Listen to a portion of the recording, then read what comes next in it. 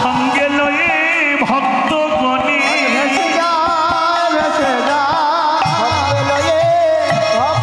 বলে নয়নে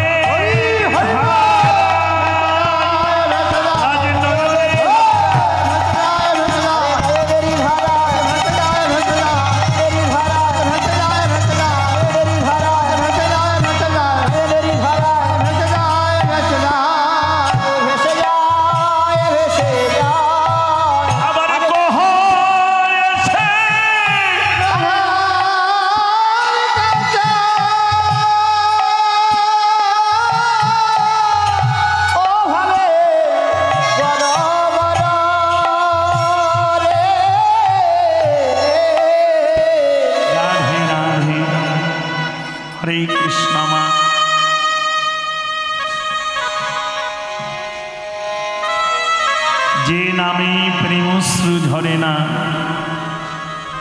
জানবে সে নাম বিফল অভ্যাস হয় কিন্তু ফল ফলে না মা।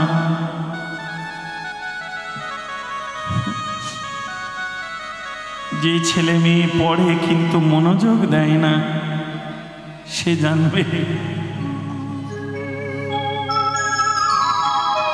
ভালো নাম্বার পাওয়া তো দূরের কথায় পাশ করতে পারবে কিনা সন্দেহ আছে। তবে এই ভাব প্রেম তোমার আসবে নাম করার আগে তুমি যদি নামতে পারো বাবা তবে যেখানে সেখানে আবার নামলে হবে না। প্রকৃত সাধুগুরু বৈষ্ণব ভক্ত চরণে যদি নামতে পারো। রাধে রাধে হরে কৃষ্ণ হরি বল হরি বল। গুরু মাতা গুরু পিতা গুরু ভনপতি গুরু বিনা এ জগতে আর নাহি গতি। গুরুই বাবা মা। তবে জাগতিক জগতের মায়াবাদী কামনা বাসনার বাবা মা তিনি না। এরা হচ্ছে কামের বাবা মা আর গুরু হচ্ছে প্রেমের পিতামাতা।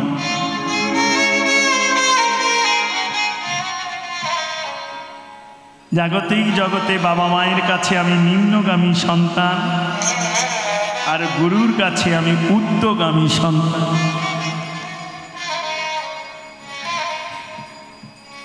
খুব ভজনে গেলে জানতে পারবে মা গুরুর বদন হচ্ছে সব বলা খুব কঠিন। গুরুর বদন হচ্ছে পুরুষাঙ্গ, শিষ্যের কর্ণ হচ্ছে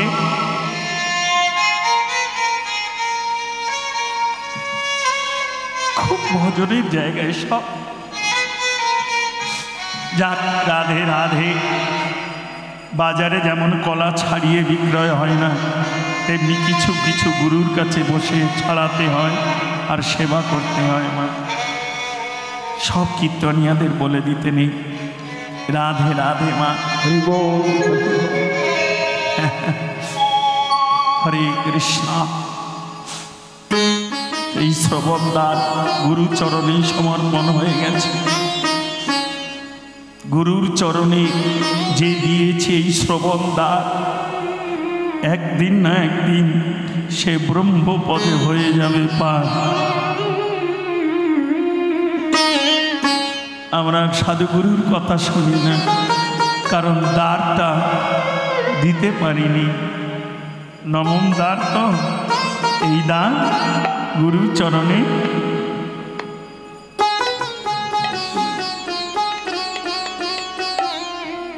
এই যে অনেকে বলে না পুরুষ একা শ্রীকৃষ্ণ আর সব নারী, সত্য এটা কোন জায়গায়? ভজন রাজ্যে গেলে, প্রেম ভক্তির ভজনের রাজ্যে গেলে তবে এটা সত্য। পুরুষ একা শ্রীকৃষ্ণ আর সব নারী। গর্ব কাদের হয়? অনেকে বলে মায়েদের গর্ব। না, ওরা গর্বটাকে ধরে রাখে বলে ওদের নাম গর্ভধারিণী, কিন্তু গর্ব চালন করে পুরুষে। গর্ব হয় পুরুষে। সপ্ত রুধি থেকে এক ফোঁটা বীর্য তার মধ্যে এত বলা যাক। জয় শ্রী রাধে, হরে কৃষ্ণ, হরি বল। অনেকে বলে ছেলে হয় না, মেয়ে হচ্ছে, খালি খালি মেয়ে হচ্ছে। ভুল কারণ হয়, ভুল হই বাবা। ও দিন জানে না, তা হবে কি করে? দিন জানলে ছেলে হবে, আবার দিন না জানলে মেয়ে হবে। ভজনই যাক। জয় শ্রী রাধে, হরে কৃষ্ণ। পুরুষ প্রকৃতি দুটোই আছে ছেলের হাতে, মানে মেয়ে ছেলে দুটোই আছে পুরুষের কাছে। তবে আমরা পুরুষ, কোন পুরুষ? ক্ষয় পুরুষ। আর কৃষ্ণ হচ্ছেন অক্ষয় পুরুষ, যিনি গুরুরূপে অংশকলা হয়ে জগতে এসেছেন দাঁড়ে দাঁড়ে। গুরুর কোনোদিন ক্ষয় নেই। রাধে রাধে মা। অনেকে বলে আমার গুরু মারা গেছে, বলতে নেই, অপরাধ হয়ে যায়। গুরু নিত্য লীলায় গেছেন, আবার তিনি ফিরে আসবেন, কোনো না কোনো রূপে তিনি আসবেন, এসে আবার লীলা করবেন। যাক, জয় শ্রী রাধে। ছোট্ট করে বলি মা, গুরু পূর্ণিমা জীবনে যাই কিছু করো, জপ তাপ আহ্নিক যাই করো, গুরু যেখানেই থাক, যেভাবেই থাক, অন্তরে শুধু শ্রদ্ধা ভক্তি রেখো গুরুচরণে। গুরু তোমার প্রতি রুষ্ট, তাতে কোনো দুঃখ নেই। ওই গুরুই তোমায় কৃপা করবে। গুরু রুষ্ট হয়ে আছেন তোমার ভজনকে দর্শন করার জন্য। রাধে রাধে। এক জমিদার, তার সন্তান নেই, কিন্তু জমিদার তার রাজত্বে যত বাস করতেন সবাইকে তিনি সুখী করার চিন্তা করতেন। অর্থাৎ দিনের বেলা তো কর্ম করতেন, রাতের বেলা আবার পাহারা দিতেন, যাতে আমার রাজত্বে যারা বাস করে তারা যেন কোনো কষ্ট না পায়, কোনো আঘাত তাদের জীবনে না আসে। কারণ রাজা হয় পিতা সম, পুত্র হয় প্রজা। রাজা পিতা সম, পুত্র হয় প্রজা। রাধে রাধে। রাজা ঘুরছেন, ঘুরতে ঘুরতে ভোরের বেলা এই পথ দিয়ে যাচ্ছেন। এমন সময় এক রমণী দ্বার খুলে দাঁড়িয়েছে, দ্বার খুলে বাইরে এসেছে, দেখছে রাজা, মানে জমিদারের ওই রাজার বদন দেখে সঙ্গে সঙ্গে মাথাটা নত করে করজোড় করে দাঁড়িয়েছেন। রাজামশাই একটা কথা বলবো। রাজামশাই দাঁড়িয়েছে। হ্যাঁ মা বলো। বলো মা, তোমার কোনো? বলল না রাজামশাই, একটাই দুঃখ আমার। কি? বলল এই ভোরের বেলায় পথ দিয়ে আপনি আর কোনোদিন যাবেন না। রাজা চমকে গেল। আমার রাজত্ব, আমি সবাইকে সুখী করার জন্যে আমি দিন রাত পরিশ্রম করে, মানে দেহ সুখ গিয়েছি ভুলে, রানী আমার জন্যে পালঙ্কে বসে সারা নিশি নয়নের জলে ভেসে অপেক্ষা করে কেঁদে কেঁদে কত রজনী পার করে দেয়, আর আমি প্রজার সুখে এমন করে ঘুরে বেড়াই। আর আমার বদন কেন মা? আমার বদন দেখলে কি হবে? বলল অপরাধ নেবেন না রাজামশাই, আপনার মতো নিঃসন্তানী ব্যক্তির বদন দেখলে না জানি আমাদের মতো কত গৃহস্থের অকল্যাণ হবে। নিঃসন্তানী মানে আমরা যাকে গ্রাম্য ভাষায় আটকুড়ো বলি, অনেক আছে এগুলো মানি বলে। রাজা মনে মনে ভাবলো, তাহলে তোমরা আমার প্রজা নও, তোমরা আমার সন্তান নও। দিন রাত এত পরিশ্রম করে তোমাদের সুখ দুঃখের ভাগী হয়ে আমি যে এতদিন পিতা সেজে বসে, আমার বদন দেখাও মহাপাপ। এই বদন আর রাখবো না। ছুটে চললেন গঙ্গার দিকে। গঙ্গার তীরে দাঁড়িয়েছে। এমন সময় গঙ্গার ওই পার থেকে একজন তরিতে করে এপারে এসেছেন। এসে উঠে বলছেন, রাজামশাই আপনি এই সময় এখানে দাঁড়িয়ে, আপনার নয়ন ধারায় অঙ্গ ভেসে যাচ্ছে, আপনার কি হয়েছে আপনি আমায় বলুন, আপনার দুঃখটা কি আমায় বলুন। রাজামশাই বলল, বাবা শুনে কি করবে, তোমায় দেখে মনে হচ্ছে তুমি আমাদের রাজত্বের মানুষ, মানে আমার রাজত্ব। বললেন হ্যাঁ রাজমশাই, আমি হচ্ছি গুণী বা ওঝা, লোকে ঝাড়ফুঁক করি, গোনা পড়া করি। তা আপনি যদি আমার কাছে বলেন আমি একটু চেষ্টা করে দেখতে পারি। বলল বাবা আমার দুঃখ একটাই, যাদের জন্য আমি সারা জনম করে গেলাম, সারা জীবন করে গেলাম, তারাই আমাকে আটকুড়ো বন্ধা বলে, আমার মুখ দেখাও পাপ বলে আমাকে মৃত্যুর মুখে, তাই স্থির করেছি আমি এক্ষুনি প্রাণ ত্যাগ করব। ও তাই? হ্যাঁ, আচ্ছা আচ্ছা আচ্ছা রাজামশাই, আমি তো গুণী, একবার গোনা পড়া করে দেখব আপনার কোনো পুত্র লাভ হয় কি না। গুণী যখন বললেন, রাজা বলল বেশ দেখো, ওই গঙ্গার তীরে মৃত্তিকা উপরে, মানে মাটির উপরে গোনা পড়া শুরু করলেন। গোনা পড়া করে দেখলেন যে একজন কৃষ্ণ বলা পুত্র লাভ হবে, তবে তার জন্যে এক কর্ম করতে হবে। সেই কর্ম যদি রাজা করতে পারে তাহলে তার পুত্র লাভ হবে। রাজার কাছে বলল রাজামশাই, আপনি যদি একটা কর্ম করতে পারেন পিতা বলা ধন আপনার লাভ হবে।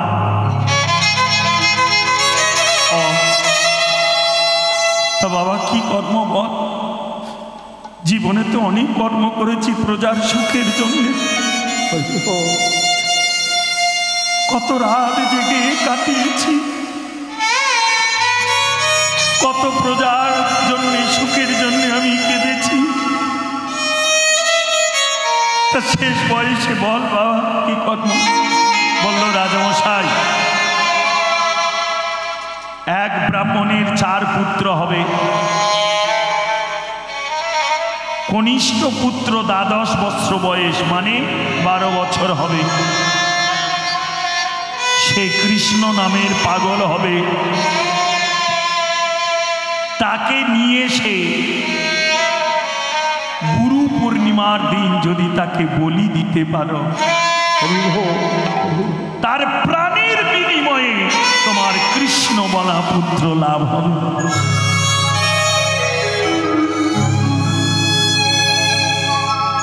রাজামশাই বলল অসম্ভব। বলল আপনি রাজা ব্যক্তি, আপনার অর্থ আছে, আপনার অসম্ভব কি? চেষ্টা করে দেখো। গুণী যখন বলল বেশ তাই যদি হয় তাহলে তুই আমার সঙ্গে থাকবি, চল। গুণীটাকে সঙ্গে নিয়ে রাজারা সবাই ফিরে এলেন। লাঠোয়াল পালোয়ান যারা ছিলেন, সিপাই যারা ছিল, সবাইকে কাছে ডেকে তিনি পরামর্শ করলেন। সুন্দর করে 4টে রথ সাজালেন। সেই রথের মধ্যে যত অলংকার যা ছিল সাজিয়ে দিলেন। এমনকি ওই রাজত্বের বিষয় আশায় সম্পত্তি উইল করা কাগজ তাও দিয়ে দিলেন। যা লাগে তা দিয়ে এমন সন্তান যদি পাও নিয়ে এসো। গেলেন, রথ চলতে শুরু হলো।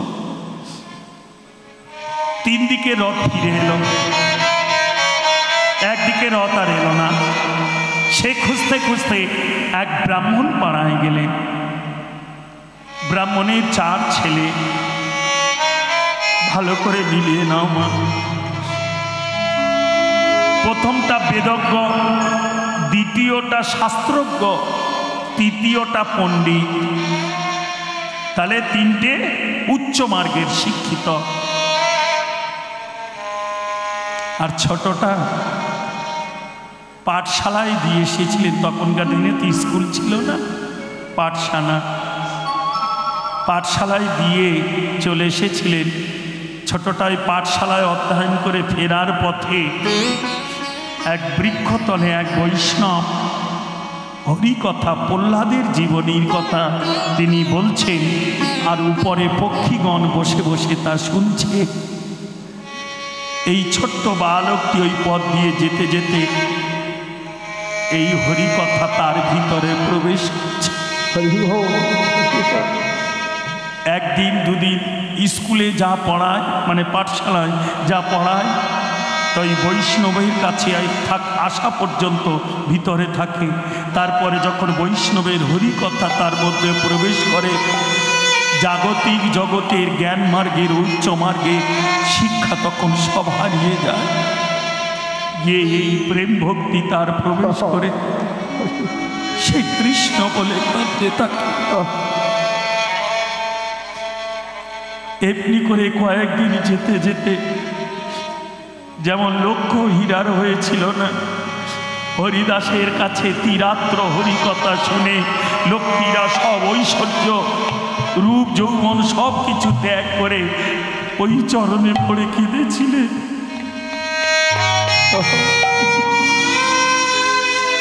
যার নিত্য একবার দর্শন করতে গেলে 1 লক্ষ স্বর্ণ মুদ্রা দিতে হতো, সেই লক্ষ্য হীরা হরিদাসের চরণে পড়ে কাঁদছে, আমার উদ্ধারের পথ বলে দাও বাবাজি। ভগ বৈষ্ণব, আমার কামিনী কাঞ্চন মুক্ত মানিক অনেক আছে,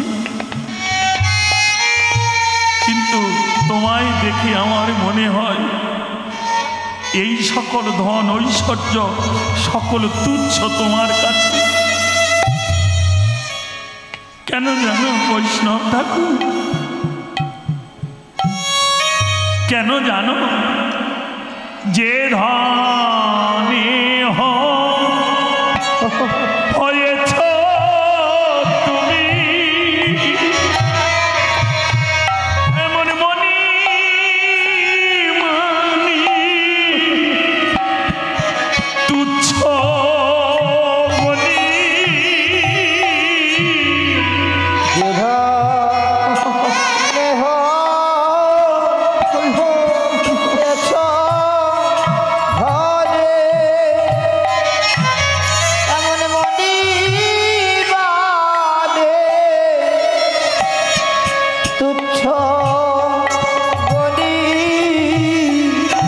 বাবাজি যে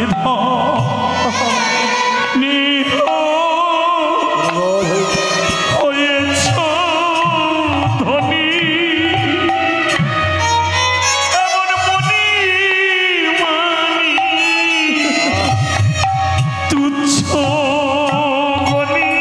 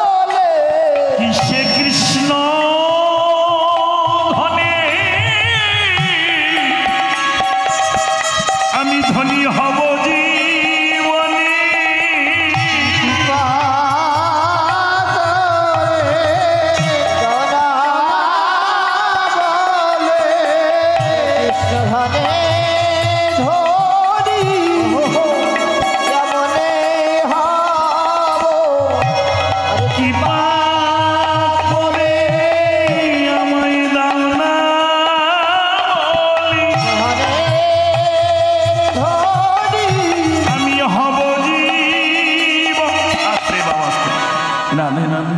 সব বড় বড় তালের গান মা।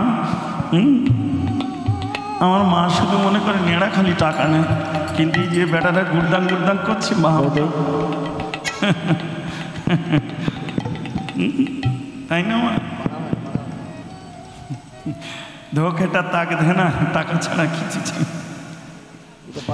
এমনি বাজাবে। যাক, জয় শ্রী রাধে রাধে রাধে মা। হরে কৃষ্ণ হরি বল। তারপরের লীলা তো আপনারা অনেকবার শুনেছেন। হরিদাস ঠাকুর বললেন ওই গঙ্গা থেকে স্নান করে সময় হরিদাস ঠাকুর মন্ত্র দিয়ে তাকে বৈষ্ণবী আখ্যা দিয়ে ওই আশ্রম মানে ভজন কুঠিরের ভার দিয়ে বলল আজ থেকে এখানেই ভজন কর, কৃষ্ণ প্রেম ধর, তোর একদিন না একদিন লাভ হবে। তিনি বেরিয়ে চললেন। রাধে রাধে হরে কৃষ্ণ। তেমনি রাজার লোক খুঁজতে খুঁজতে গিয়ে ব্রাহ্মণ পাড়ায় 4 ছেলে, ছোট ছেলেটা কৃষ্ণ নামের পাগল। এখন বাবার মহৎ চিন্তা এলো, দেখবে মা, ছেলে মেয়ে মূর্খ দুষ্টু হলে, অবুঝ হলে সব থেকে বেশি চিন্তা হয় বাবা মায়ের, তাই না? এখন বাবার চিন্তাটা কি বলতো? ব্রাহ্মণ কুলে জন্মেছে, যদি মূর্খ হয় তাহলে ব্রাহ্মণ কুলে মূর্খ পুত্র জমির সমান। কেন গো? অন্য কুলে জন্মালে হবে না, ব্রাহ্মণ কুলে যদি জন্মে সন্তান মূর্খ হয় সে জমির সমান। কেন এ কথা বলল? ব্রাহ্মণ কুলে জন্মে যদি বেদজ্ঞ না হয়, শাস্ত্রজ্ঞ না হয়, তাহলে পুরোহিত্য কর্ম, পরের হিত পুরোহিত, এই কর্ম তোমার দ্বারা সম্ভব নয়।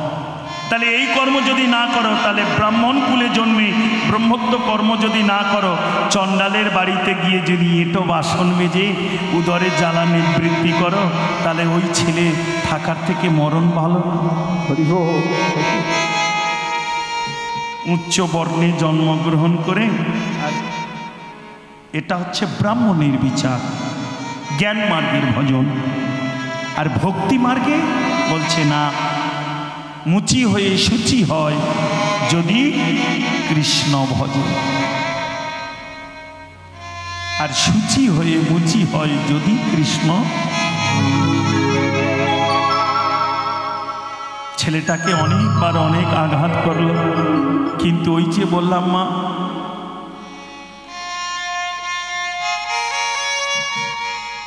নাম তুমি ছেড়ে দিতে পারো, কিন্তু নাম যদি তোমার একবার ধরে নেয়, তুমি নামকে ছাড়ার চেষ্টা করলেও দেখবে মা, মদখোরের মদ ছাড়ানো যায় খুব সহজ, কিন্তু মদখোর যদি মদ সে না খেয়ে মদ যদি তার খেয়ে নেয়, তার তুমি মদ ছাড়ানো। এই দেখো একটা ডক্টর মহানামব্রতর সিদ্ধান্ত শোনো মা। এক সাধু বাবা যাচ্ছে পথ দিয়ে, তা পথ দিয়ে যাচ্ছে, এখন গ্রামে ভবঘুরে দিয়ে একজন থাকে না পাড়ায় টানা, তা একটা ভবঘুরে ছেলে বলছে, ও সাধু বাবা, আমারও ভালো মন্দ কতদিন খাওয়া হয়নি, তোমার সঙ্গে যাবো নাকি? তা বললো, আর খাওয়া দাওয়া যদি করবি ভালো মন্দ, তাই আমার সঙ্গে। তা বললো, বেশ, আমার তো 3 কুলে কেউ নেই, ঘুরে ঘুরে বেড়াই, খাই দাই, তো তোমার সঙ্গে তবে আজ থেকে। তা যাচ্ছে, যেতে যেতে গুরুদেবের কাছে বললো, তো ওই পুঁটলিটা আমার দেন, মাথায় দেন। তা পুঁটলিটা মাথায় করে নিয়ে যাচ্ছে, যেতে যেতে অন্ধকার হয়েছে, ঠান্ডার সময় ঠান্ডা পড়েছে।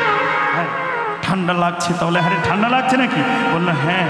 তাহলে ওতে একটা কম্বল আছে, বার করে নিয়ে গায়ে দেন ভালো। তা কম্বল বার করে নিয়ে গায়ে দিয়ে গায়েটায় ভালো করে ঢেকে নিয়ে যাচ্ছে। যেতে যেতে এমন সময় একটা খাল পড়েছে, খাল, তাতে সাঁকো করা আছে। তা গুরুদেব যাচ্ছে আর বলে যাচ্ছে, এই বাবা, এই দেখ সরু সাঁকো, দেখে পা দিয়ে আসবি, নিচে অনেক জল, পড়ে গেলে কিন্তু ডুবে যাবি, সাবধানে বাবা, পার হয়ে। গুরুদেব আগে আগে আস্তে আস্তে করে পার হয়ে শিষ্যকে বললো, আয় তুই। বলে আমি 7 পাড়ায় ঘুরে খাই, আমার চলুন চলুন আমি যাচ্ছি। বলে ও তাড়াতাড়ি করে যেতে যেতে প্রায় কাছাকাছি চলে গেছে, এমন সময় পা স্লিপ খেয়ে এখন জলে পড়ে একবার করে ওঠে, একবার ঠেলে ওঠে, আর একবার যখন মাটিতে পা দিয়ে ধাক্কা দেয় তখন উপরের দিকে ওঠে, আবার যখন পা পায় না তখন। সাঁতার যে জানে না তা নয়, সাঁতার জানে। সমস্যাটা কোন জায়গায় বলতে পারো? ডুবে যাচ্ছে কেন? একটাই কারণ, কম্বলটা যখন গায়ে দিয়েছিল তখন ছিল শুকনো, এবার কম্বল জলে পড়লে কি হয়? নিজে ভার হয়ে যায়। গুরুদেব তখন বলছে, আরে কে ওরে বেটা, আজা জলদি আজা। তখন শিষ্য বলছে, গুরুদেব অত আমি বুঝি না, আমি কম্বলকে ছেড়ে দিচ্ছি কিন্তু কম্বল আমার ছাড়ে না। ভিজে কম্বল, যদি শুকনো কম্বল কারো গায়ে জড়ানো থাকে, এবার সে যদি ভিজে যায়, সেই কম্বল ছাড়াতে গেলে ভিজে গিয়ে তো জড়িয়ে ধরেছে। তো বলতেন, এই ছেলেটা বলছে কম্বল হাম কম্বল কো ছোড়তা है, लेकिन কম্বল হামকো ছোড়তা নেই। আমি চেষ্টা করছি জলের মধ্যে কম্বলটাকে ছেড়ে দেব, কিন্তু কম্বল যে আমায় ছাড়ছে না। তেমনি নামও এমন বস্তু, এই নাম করতে করতে যদি কেউ প্রেম রসে একবার ডুবে যায় গো, হাজার চেষ্টা করলেও সে যে নাম আর ছাড়তে পারে না।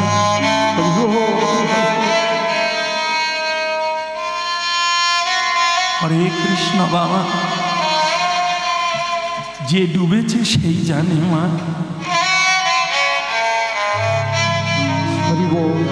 তবে মরণ হবে না, কারণ গুরু সঙ্গ আছে।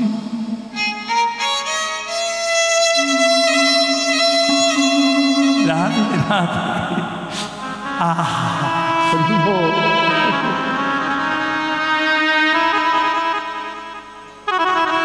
ছেলেটাকে অনেক চেষ্টা করে ও নাম ছাড়াতে পারলো না। বাবা তখনই বলল, ঠাকুর, হে গোবিন্দ, জগতে তুমি সব দেখতে পাও, আর একে দেখতে পাও না। এর মরণ হলে আমি বেঁচে যেতাম। নিজের ছেলে, ছোট ছেলেকে বলছে, এর মরণ হলে আমি বেঁচে যেতাম। কেন জানো? কারণ আমি মারা যাওয়ার পরে একে কে দেখবে? এ তো মূর্খ, কৃষ্ণ বলে না জানি কোথায় কেঁদে কেঁদে বেড়াবে। এ দাদারা উচ্চ শিক্ষিত, কেউ বেদজ্ঞ, কেউ পণ্ডিত, কেউ, তাই এ কোথায় আহার পাবে না জানি। কোন নিচু জাতের বাড়িতে গিয়ে কি কর্ম করে দুটো আহার গ্রহণ করতে হবে উদরের জ্বালা নিবৃত্তির জন্যে। তাই আমি বেঁচে থাকতে থাকতে যদি এর মরণ হয়। রাজা রথ গিয়ে দাঁড়ালো, জিজ্ঞাসা করলো, তোমার ছেলে? বললো, হ্যাঁ। ছেলে হয়ে বাবার মরণ চাচ্ছ? তা শোনো, মৃত্যুর মুখে কেন দেবে? ওই ছেলেটাকে আমায় দাও, বলো তুমি কি চাও। রাজার লোক বলল, যেই এই কথা, ব্রাহ্মণ মৃদু হেসে, একটু লোভী ছিল বটে, মৃদু হেসে বলল, যে রাজার রাজত্বে বাস করি, যদি অর্ধেক রাজত্ব কেউ আমার নামে দেয়, আমি এই ছেলেটাকে দিয়ে দেব।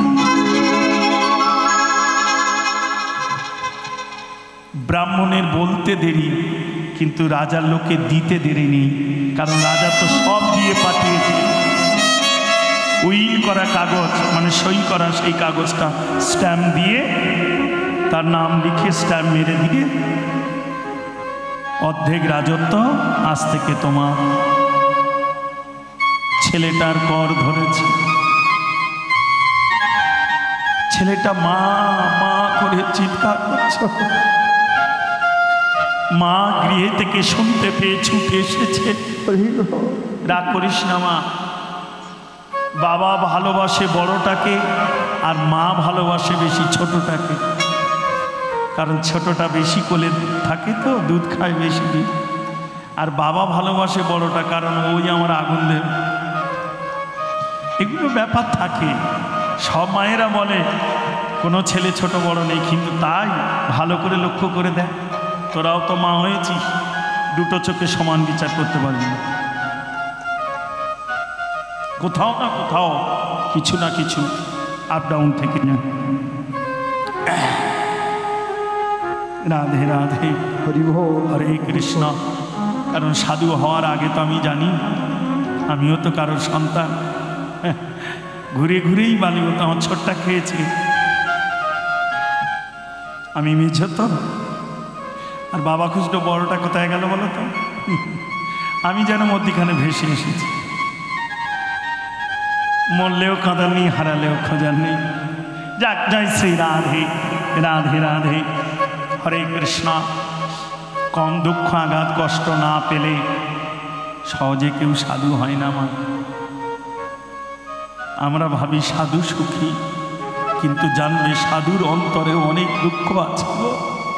কিন্তু সব দুঃখটা তারা গোবিন্দ চরণে নিবেদন করেই বসে আছে। জাগতিক জগতে তারা বলতে চায় না।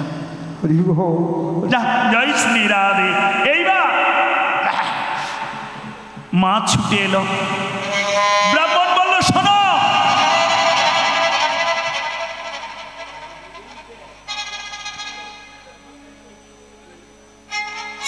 সতী রমণী বা নারীর কাছে, সদবা মায়েদের কাছে ছেলে আগে না স্বামী আগে?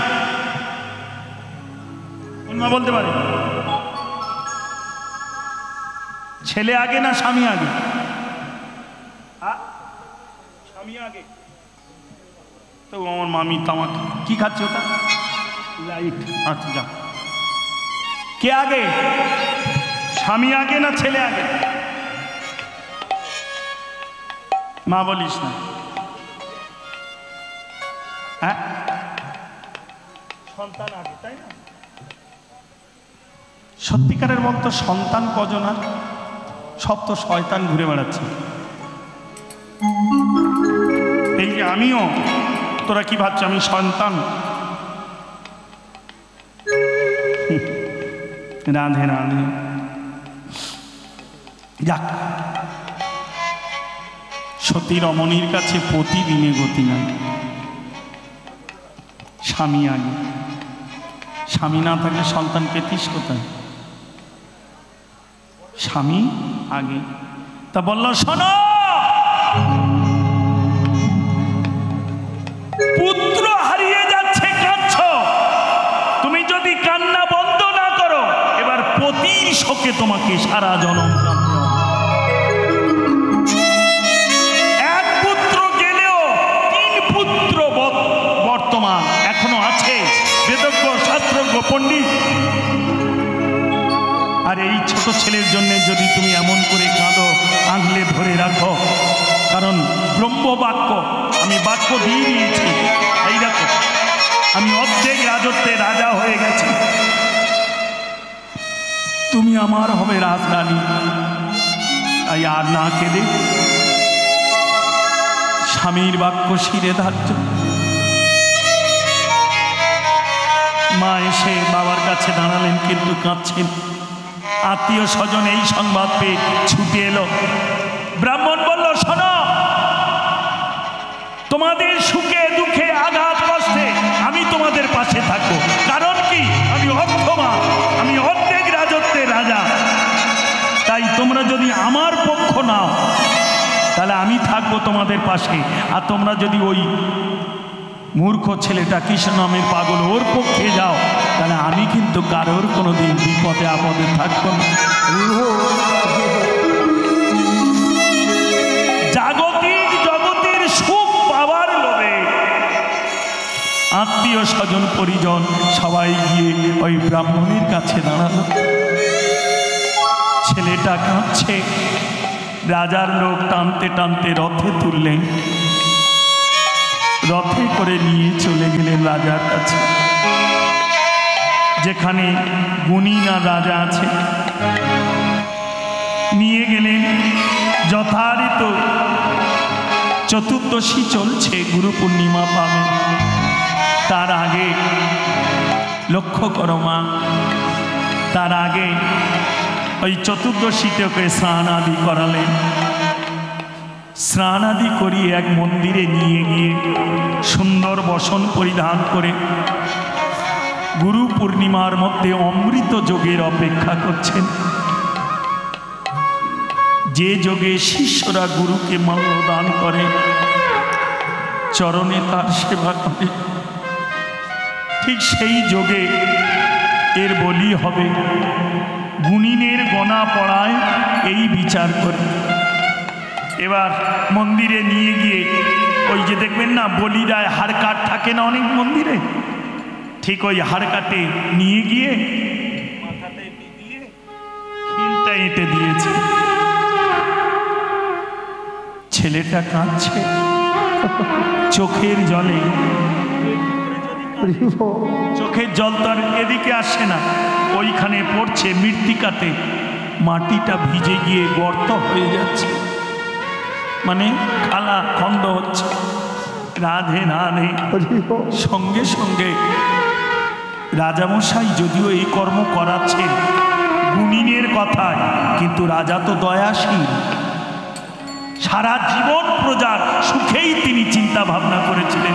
তাই রাজামশাইও এই কাঁদা বদন দেখে জিজ্ঞাসা করছে, গুণিন সময় কখন? বললো অমৃত যোগ। বললো এখনো তো একটু বাকি আছে সময় হতে, তা আমি একটা কাজ করি। বললো কি কাজ? বললো তোমার জেনে লাভ নেই, তুমি এখানে দাঁড়াও, কাজটা করি। কাছে গিয়েছে, গিয়ে বললো বাবা আমি তো রাজা, এ জগতে কোনো বিচারক যদি কারোর ফাঁসিও দেয়, তার শেষ ইচ্ছাটা কি জেনে নেয়? তার অপরাধে ফাঁসি হয়, জজ সাহেব যাকে বলা হয়। তা আমি তো রাজা, বিনা অপরাধে তোকে শিরচ্ছেদ করছি। হয়তো অর্থ দিয়েছি তোর বাবাকে, তোকে তো দিইনি, তা বিনা অপরাধে তোর শিরচ্ছেদ করছি আমার সুখের কারণে। তা বাবা তোর জীবনের শেষ ইচ্ছাটা কি? যদি একবার আমায় বলতিস, যদি সম্ভব হয় আমি পূরণ করব। ছেলেটা বলল রাজামশাই এত তাড়াতাড়ি আমার বেলা ডুবে যাবে আমি বুঝতে পারি।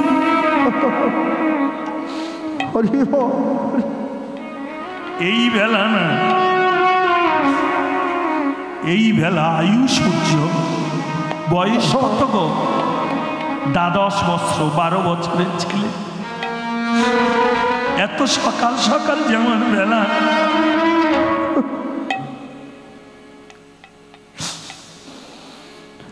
তাই আমার জীবনের শেষ কর্মটা যদি আপনি একটু সময় ভিক্ষা দেন, তাহলে আমার জীবনের শেষ কর্মটা আমি করে যেতে পারি। রাজামশাই বলল এখন সময় আছে, আচ্ছা দাঁড়া। তাড়াতাড়ি করে ওই হাড় কাঠের যে খিল থাকে না, মা খিলটা খুলে দিল। ছেলেটি উঠলেন, উঠে যখন দাঁড়িয়েছে রাজা বলল কোথাও গেলে হবে না, এইখানে তোর কর্ম কি আছে করে নি। ওই চোখের জলে যে মাটি ভিজে গিয়েছিল, একটা চৌকোনা, 4 কোণা একটা ঘর করলো। 4 কোণা ঘর, লুটো খেলার যে ঘরগুলো হয়, 4 কোণা ঘর করে ওই নরম মাটিগুলো দিয়ে 4টে নাড়ু তৈরি করলো। নরম মাটি চোখের জলে ভিজে গেছে, মাটি দিয়ে 4টে নাড়ু করে 4 কোণে বসিয়েছে। প্রথম কোণে নাড়ুর কাছে বসে বসে কাঁদতে কাঁদতে কি জানি কি বলতে বলতে ওই নাড়ুটাকে নিয়ে দূরে নিক্ষেপ করে ফেলে দিল। রাজা দেখছে, ভাবছে মনে মনে এ আবার কি। দ্বিতীয় নাড়ুর কাছে বসলো, দ্বিতীয় নাড়ুর কাছে অমনি করে কাঁদছে, দেখছে ভালো করে। দেখতে দেখতে মনে মনে ভাবলে এই তো আমার শেষ দেখা, আর তো দেখা হবে না, আর আমি দেখতেও তোমাদের চাই না।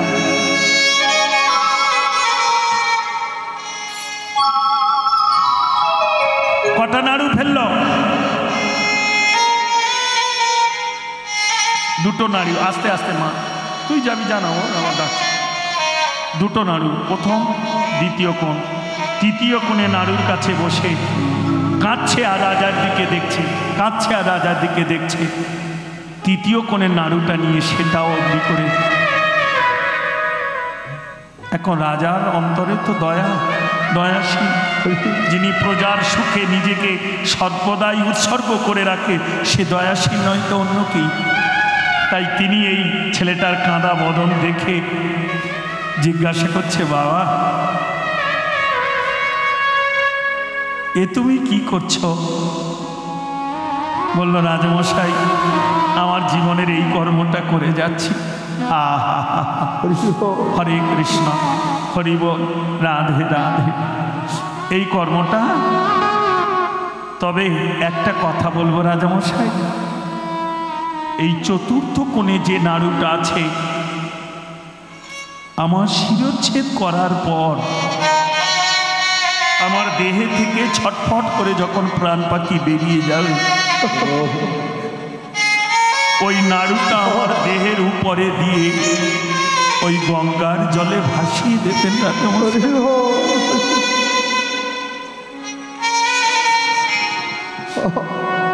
উনি চিন্তা করছে আমি গোনা পড়া করে রাজার দিয়ে এই কর্ম করাচ্ছি, কিন্তু এই ছেলেটা মরার আগে না জানি কি কর্ম করে চলে যাচ্ছে। যদি আমার গোনা পড় কাজ যদি না হয়, এ ছেলে তো মরবে, আর এরপরে রাজা আমাকেই বলি দেবে। তাই গুণিন জিজ্ঞাসা করলো, বাবা তুই কি কর্ম করে নাড়ুগুলো কারা কেন বা ফেলে যাচ্ছিস? চতুর্থ নাড়ুটা কেন বা সঙ্গে নিয়ে যাচ্ছিস? এরা কারা, কি এসব যদি একটু বলিস। আপনি কে? বললাম, আমি গুণী। বললাম, আপনার কাছে বললেও আপনি বুঝবেন না, কারণ যারা জাগতিক জগতে ভূত প্রেতকে নিয়ে ঘোরে তারা এসব বুঝবে না। রাজা বলল, বাবা আমি তো আছি, বল না রে। আর জল্লা যিনি বলি দেবেন তিনি খড়গটা এমনি করে নিয়ে দেন। রাজামশাই সময় হলে বলবেন। বলল, আচ্ছা। দাঁড়িয়ে আছে রাজামশাই। বলল, বাবা বল। ছেলেটি বলল, রাজামশাই সময় আছে? বললো, একটু বাকি আছে। তাহলে খিলটা খুলে দিন, আমি বলছি। রাজামশাই খিল খুলে দিল, উঠে বলল, শোনো। ছেলেটি বলল, শোনো রাজামশাই, এই প্রথম কোণের নাড়ুটা হলো আমার বাবা আর মা। রাজা চমকে গেল, সে কি? তুমি ওদেরকে অত দূরে ফেলে দিলে কেন? বলল, যে পিতামাতার কাছে কৃষ্ণ ভজনের দেহ পেলাম, জাগতিক জগতের শিক্ষায় আমি শিক্ষিত নই বলে সেই পিতামাতা আমাকে মৃত্যুর মুখে ঠেলে দিল, আমি কৃষ্ণ নামের পাগল বলে। তাই এই পিতামাতাকে আমি দূরে নিক্ষেপ করে গোবিন্দের কাছে কেঁদে কেঁদে জানিয়ে গেলাম, প্রভু এত তাড়াতাড়ি যে আমার বেলা যাবে আমি তো জানতাম না। তা আমার যেতেই যখন হবে, আর তো আমার বেলা নেই তোমার সেবা করা। পরজন্মে যদি কর্ম অনুসারে আবার আমি ভবে আসি, তাহলে কোনো বৈষ্ণব ঘরে, কোনো কৃষ্ণ ভক্তের ঘরে আমায় জন্ম দেবে। বাল্যকাল থেকে যেন আমি তোমার সেবায় ব্রতী হতে পারি।